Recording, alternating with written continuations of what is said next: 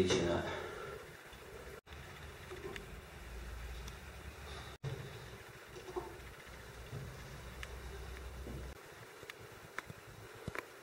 da će to neki biti naš detaljčić nešto uklopiti u